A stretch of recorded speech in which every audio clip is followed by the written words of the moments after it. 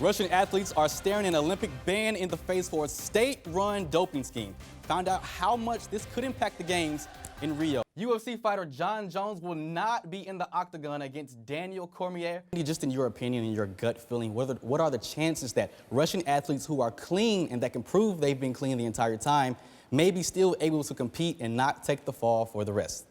I'm Jared Oliver for GSU TV as we get closer to the season opener with a lot of men still out here battling for a starting position. We're here with two Georgia Southern fans at a Georgia State tailgate. You guys are pretty much in an uncharted territory, so tell me, what are you guys doing out here?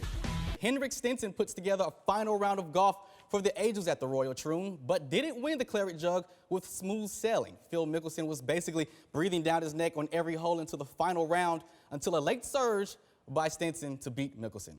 It's been 13 years since Michael Jordan last played in the NBA, but when the six-time champion speaks, people listen. It's not often he speaks out on social issues, but the legend has now weighed in about recent uptick in violence in America's streets. Montevideo transfer Yannick Horn has made an impact on this team almost instantly. The 6'1" goalkeeper has 21 saves with just 7 games into the season. I was unable to speak with Trent Miles due to a coaching convention, but here's what we know about Connor Manning. He's a pro-style quarterback. He has solid pocket awareness. He needs to limit his mistakes as any young quarterback does. Well, I think first of all, let's recognize the type of player he is. He's not necessarily a shooter. He's more of an athletic guard who doesn't really have a specialty in do anything. It's a lot of calories, but I know I couldn't do it. I weigh 150 pounds, so I would probably vomit probably around 3 or 4 o'clock. Don't you worry about it. Don't you worry. First possession of the game. If you don't think this state versus Southern rivalry doesn't mean anything, listen to the crowd after Kevin Ware's shot.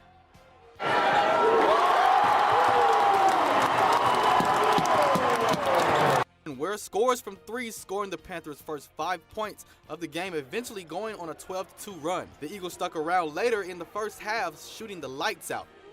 Mike Hughes hitting from deep, even deeper.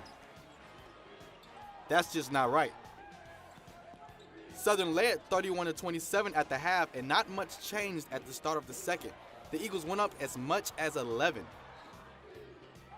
Later in the second, Panthers start to close the gap. Southern up 39-31, but Isaiah Dennis gets the steal and narrows the lead to 6. 1:35 left, Panthers up 53-52. Smith misses from the corner, but Jake Osmeiler for the lead. Cans it. Georgia State inbounds, and off-the-ball foul is called, which sends Jeremy Hollowell to the line. Hollowell, both nothing but net. Game tied at 55 apiece. Mike Hughes heaves it from deep. No good. Hollowell gets the rebound, just seconds left. Passes it to Isaiah Dennis for the win. The crowd and bench absolutely loses it. Check out the security guard running off the plug, and he ain't calling back. The question is, did he get the shot off before the clock ran out? Official says basket, no good. Overtime. Williams getting busy off the dribble. Splash. Panthers up 63-59. Hollowell with the sweet pull-up.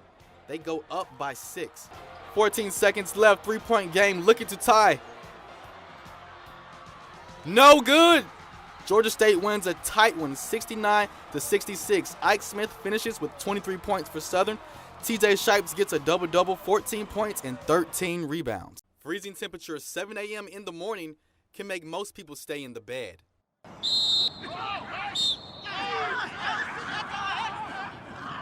The Georgia State Panthers won't let 30-degree weather get in the way of their training for the 2016 season. It's definitely cold, first off, winter workouts.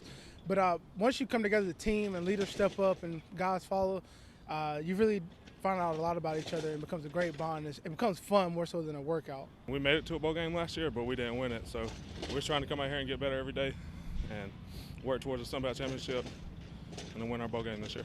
Conditioning the body is challenging. To do it in the cold is even tougher. The hardest part about winter workouts is when things get hard. When you get tired or when it's really cold outside or when you've been out here for an hour and you still have drills left to do, it's the hardest thing is to be uncomfortable and still go as hard as you can go. But once you get past that, you know, the sky's the limit. The dog days of winter workouts are hard to show up for, but this team holds everyone responsible for the recipe of success. It's just all about everybody coming out here and holding each other accountable and trying to make a family come together. It was great going to bowl game, great milestone, great accomplishment for the program, but our main goal this year is to win a bowl game. It's to win. You know, going and taking the trip is great, but the main goal is to win, win, win. That's my determination, my motivation. From the Georgia State practice facility, Jared Oliver, Primetime Sports.